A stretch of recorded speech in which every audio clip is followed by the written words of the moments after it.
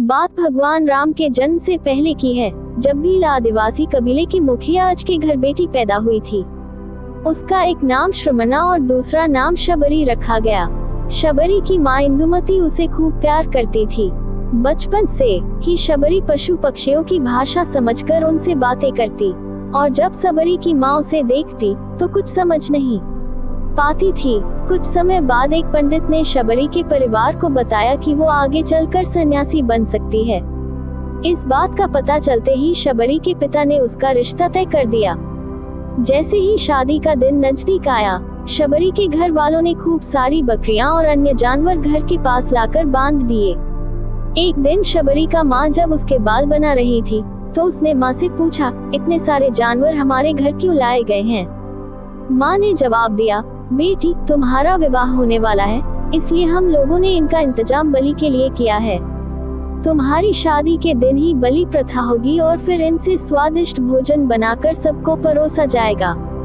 ये सब सुनकर शबरी दुखी हो गई। काफी देर तक शबरी ने उन जानवरों को आजाद करने के बारे में सोचा।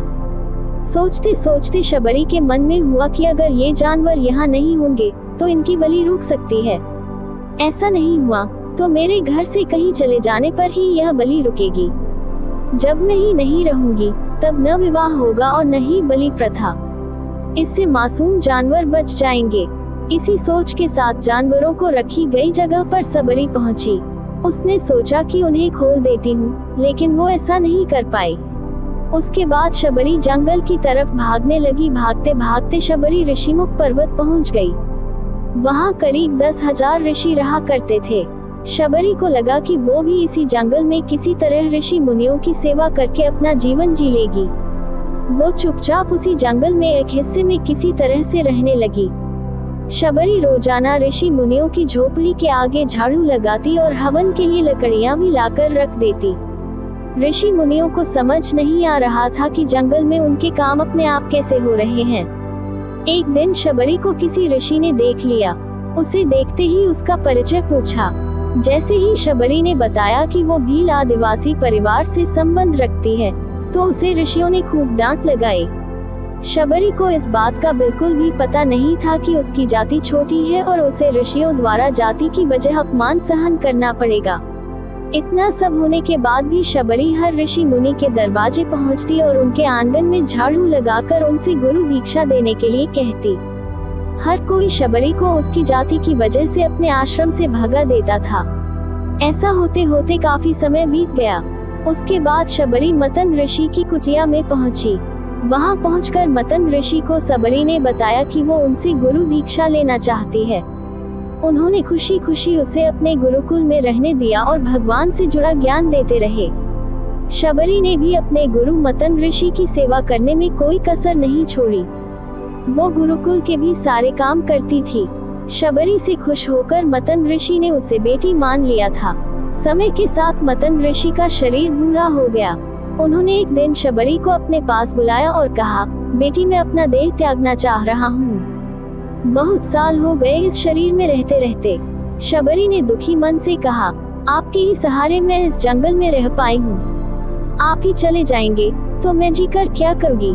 आप अपने संग मुझे भी ले जाए, मैं भी देह त्याग दूंगी। मतन ऋषि ने जवाब दिया, बेटी, तुम्हें चिंता करने की जरूरत नहीं है। राम तुम्हारी चिंता करेंगे और ध्यान भी रखेंगे। शबरी ने राम का नाम सुनने के बाद पूछा, वो कौन है और उन्हें मैं किस तरह से ढूंढूंगी? मंतक ऋषि ने बताया, राम कोई और नहीं भगवान है। वो तुम्हें सारे अच्छे कर्मों का फल देंगे। तुम्हें उन्हें ढूंढने की कोई जरूरत नहीं है। वो एक दिन खुद तुम्हें खोजते हुए इस कुटिया में आएंगे और तुम्हें उनके हाथों ही मोक्ष मिलेगा। तब तक तुम इसी आश्रम में रहो। इतना कहते ही मंतक ऋषि ने अपना शरीर त्याग दिया। शबरी के मन में मंतक ऋषि के जाने के बाद से एक ही बात थी कि भगवान राम स्वयं उससे मिलने आएंगे। वो रोज भगवान राम से मिलने के लिए बाग से अच्छे अच्छे फूल लाकर पूरा आश्रम सजाती और भगवान के लिए बेर तोड़कर लाती। भगवान के लिए बेर चुनते हुए शबरी उन्हें चख लेती थी, ताकि भगवान वो सिर्फ मीठे बेर ही दे। रोजाना शबरी इसी तरह भगवान के दर्शन की आस में फूल और बेर इकट्ठा करती रहती थी। इसी तरह इंतजार में कई साल बीत गए। शबरी का शरीर एकदम वृद्ध हो गया। एक दिन आश्रम के पास के ही तालाब में शबरी पानी लेने के लिए गई।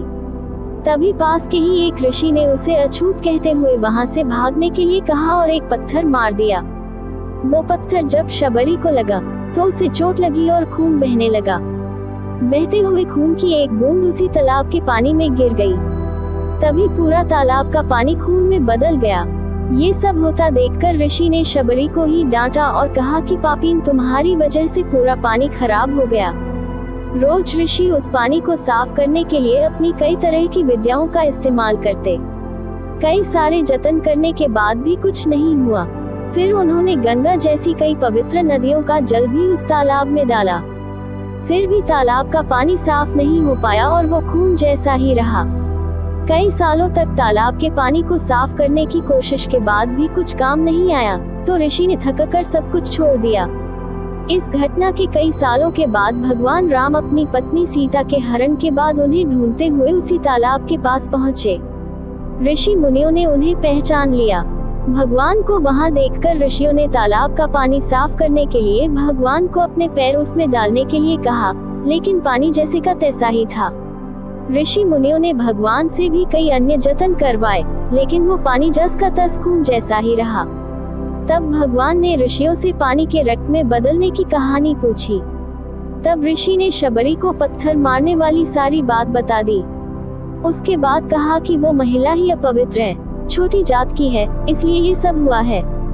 उसी वक्त भगवान राम ने कहा, ये सब आप लोगों के खराब वचनों से हुआ है। शबरी को इस तरह के शब्द बोलकर आप लोगों ने उसे नहीं, बल्कि मेरे दिल को घायल किया है। इसी घायल दिल के रक्त का प्रतीक ये तालाब का लाल पानी है। आगे भगवान राम बोले, कहाँ है वो माई, मैं उनसे मिलना चाहता हूँ। तब तक शबरी उसी तालाब के पास पहुँच जाती हैं। इस दौरान शबरी के पैर को ठोकर लगती है और कुछ धूल उस तालाब में गिर जाती है। तभी सारा पानी साफ हो जाता है। भगवान सबसे कहते हैं कि देखिए, आप लोगों ने क्या कुछ नहीं किया, लेकिन पानी साफ नहीं हो पाया। अभी सिर्फ इनके पैर की थोड़ी सी धूल ने ही तालाब का पानी साफ कर दिया।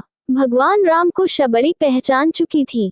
उन्हें प्रणाम करके शबरी ने कहा, भगवान आप मेरे साथ कुटिया में चलिए। भगवान भी खुशी खुशी शबरी के साथ चल पड़े। फूलों से शबरी ने भगवान राम का स्वागत किया। वो सीधे बेर तोड़ने के लिए भाग गई और चक चक कर उनके लिए बेर लेकर आई। उन्होंने बड़े ही प्यार से भगवान राम और उनके भाई लक्ष्मण को बेर दिए। भगवान राम ने भी उतने ही प्यार से उन बेर को खाना शुरू किया। तभी बेर देखकर मुंह बनाते हुए लक्ष्मण ने कहा, भैया ये बेर झूठे हैं, इन्हें आप कैसे खा सकते हैं? भगवान ने जवाब दिया, लक्ष्मण ये झूठे नहीं बल्कि बहुत मीठे हैं। शबरी माई हम सबके लिए ये बहुत प्यार से तोड़कर लाए हैं। इतना कहकर भगवान राम प्यार से उन बेर को खाने लगे। भगवान ने जाते हुए शबरी माई से कहा, आप मुझसे जो चाहे वो मांग सकती हैं। शबरी ने उन्हें कहा, मतंग ऋषि के कहने पर मैं आज तक सिर्फ आपके दर्शन करने के लिए जी रही थी। अब आप मुझे मोक्ष प्रदान कीजिए, मैं अपना शरीर आपके सामने ही त्यागूंगी। उसी वक्त शबरी ने अपना शरीर त्याग दिया। भगवान राम ने अपने हाथों से उनका अंतिम संस्कार किया और सीता माँ की खोज में आगे बढ़ गए।